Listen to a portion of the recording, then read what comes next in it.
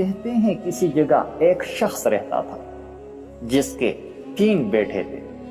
اس شخص نے اپنے ان 3 بیٹوں کے نام عبداللہ رکھے ہوئے تھے۔ دن گزرتے رہے حتیٰ کہ اسے مرض الموت میں آن لیا۔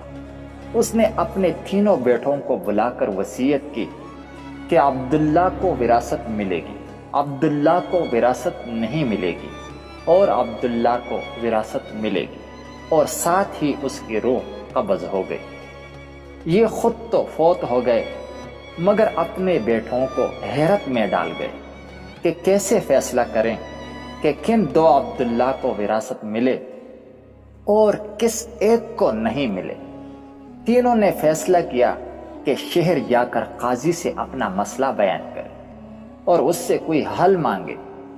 تینوں اپنے زاد راہ کے ساتھ شہر کے لیے عازم سفر ہوئے۔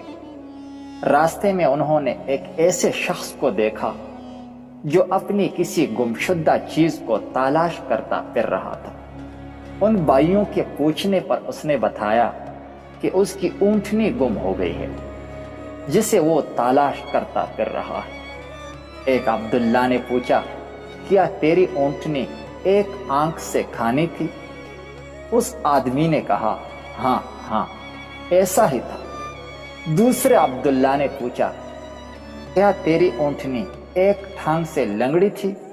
تو اس آدمی نے جلدی سے کہا، بالکل صحیح، میری اونٹنی واقعی ایک ٹھانگ سے لنگڑی تھی۔ تیسرے عبداللہ نے اونٹنی کے مالک سے پوچھا، کیا تیری اونٹنی کی دم کٹی ہوئی تھی؟ تو اس نے خوشی سے کہا، بالکل ٹھیک، میری اونٹنی کی دم بھی کٹی ہوئی تھی، بس اب جلدی سے بتا دو میری اونٹنی کہاں ہے؟ تینوں عبداللہ نے مل کر جواب دیا، بخدا ہمیں آپ کی اونٹنی کے بارے میں کوئی علم نہیں، ہم نے اسے ہرگز نہیں دیکھا۔ اونٹنی کا مالک یہ سن کر غصے سے پاگل ہو گیا۔ اس نے فیصلہ کیا کہ ان تینوں کو کھینچ کر عدالت کے پاس لے جائے گا۔ اسے پورا یقین تھا کہ اس کی اونٹنی کو یہ تینوں ذبح کر کے کھا چکے ہیں اور اب اپنے جرم کو چھپانے کے لیے جھوٹ بول رہے ہیں۔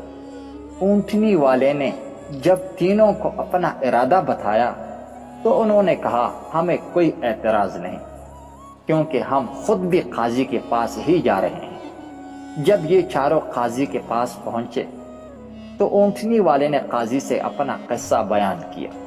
قاضی نے ان تینوں سے کہا، جس طرح تم تینوں نے اونٹنی کی نشانیاں بتائی ہیں کا ایک ہی نتیجہ نکلتا ہے کہ اونٹنی تم تینوں کے پاس ہے۔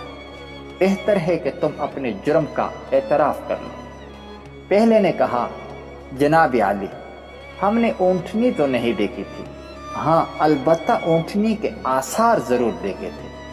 جب میں نے اسے کہا تھا کہ تیری اونٹنی آنکھ سے کھانی ہے تو میں نے دیکھا تھا کہ راستے کے ایک طرف کا گھاس تو خوب چرا ہوا تھا مگر دوسری طرف کا ویسے ہی با امان موجود تھا۔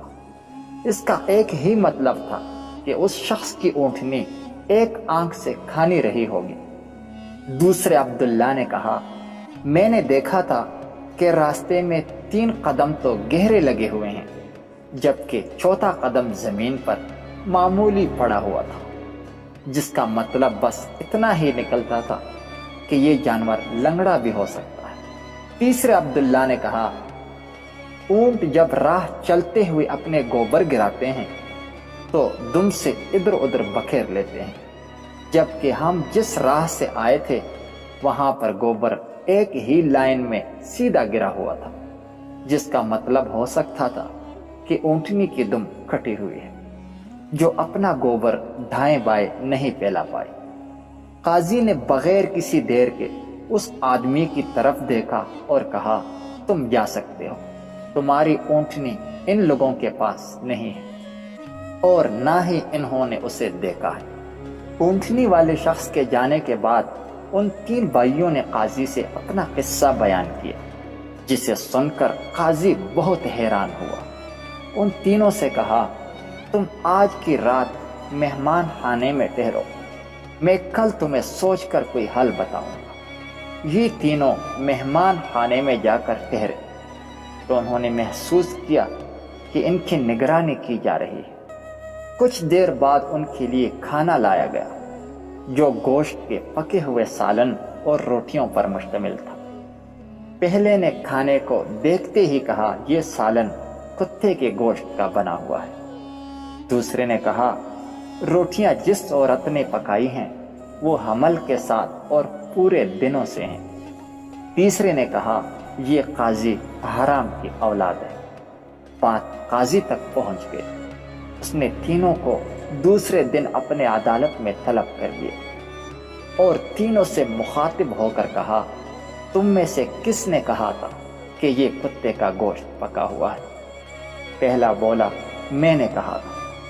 قاضی نے باورچی کو بلوا کر پوچھا تو اس نے اعتراف کر لیا کہ پکانے کے لیے کچھ نہیں تھا، تو اس کو شرارت سوجی اور اس نے کتا مار کر اس کا گوشت پکایا اور ان کو کھانے کے لیے بھجوا دیا۔ تو قاضی نے اس سے پوچھا، تمہیں کیسے پتا چلا کہ یہ گوشت کتے کا ہے؟ تو اس نے بتایا، گائے، بکری یا اونٹ کے گوشت کے نیچے چربی لگی ہوتی ہے، جبکہ یہ سارا چربی نما تھا جس کے نیچے کہیں کہیں گوشت لگا ہوا تھا۔ قاضی نے کہا، تم وہ عبداللہ ہو جس کو اپنے باپ کے مال سے وراثت ملے گی۔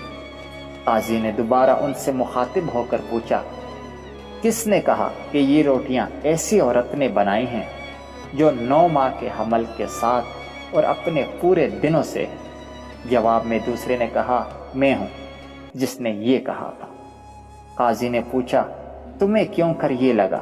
تو اس نے کہا، میں نے دیکھا روٹیاں ایک طرف سے پھولی ہوئی اور خوب پکی ہوئی ہیں تو دوسری طرف سے کچی اور موٹی رہ گئی ہے۔ میں نے اس سے یہی اخذ کیا، روٹیاں بنانے والی ایسی خاتون ہے جس سے تکلیف کے مارے زیادہ جھکا نہیں جا رہا اور وہ سامنے کی چیز بھی نہیں دیکھ پا رہی، جس کا مطلب یہی بنتا تھا کہ عورت حاملہ ہے اور روٹیاں بنانے میں تکلیف محسوس کر رہی ہے۔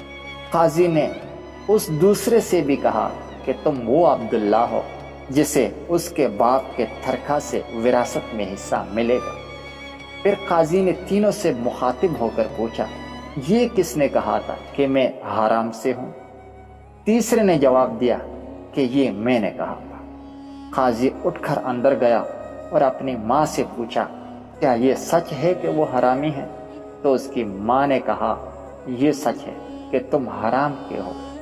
قاضی نے واپس آ کر اس تیسرے عبداللہ سے پوچھا، تمہیں کیوں کر معلوم ہوا کہ میں حرامی ہوں؟ تو اس نے جواب دیا، اگر تم حلالی ہوتے تو مہمان خانے میں ہم پر نگراں نہ مقرر کرتے اور نہ ہی کتے کا گوشت پکوا کر ہمیں کھانے کے لیے بھجواتے اور نہ ہی روٹیاں کسی مظلوم عورت سے بنوا کر ہمیں کھلواتے۔ قاضی نے اسے مخاطب کرتے ہوئے کہا کہ تم وہ عبداللہ ہو جسے اس کے باپ کے مال سے ورثہ نہیں ملے گا۔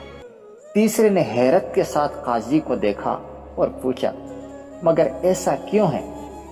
قاضی نے کہا، کیوں کر ایک حرامی ہی دوسرے ولد الحرام کو ٹھیک ٹھیک پہچان سکتا ہے اور تم بھی میری طرح حرام کی اولاد ہو۔ وراثت پانے والے دونوں عبداللہ اپنی ماں کی طرف لوٹے اور دریافت کیا کہ ہمارے تیسرے بھائی کا کیا ماجرا ہے۔ تو ان کی ماں نے کہا، تمہارا باپ ایک بار صبح کی نماز پڑھنے مسجد گیا تو میں نے اسے دروازے پر رکھا ہوا پایا تھا، اسے گھر لایا اور اس کا نام بھی آپ دونوں جیسا رکھا اور اس کی پرورش کی۔ جی، تو ایسی ہوتی ہیں عربوں کی حکایت جن میں حکمت کی درس بھی ہوتی۔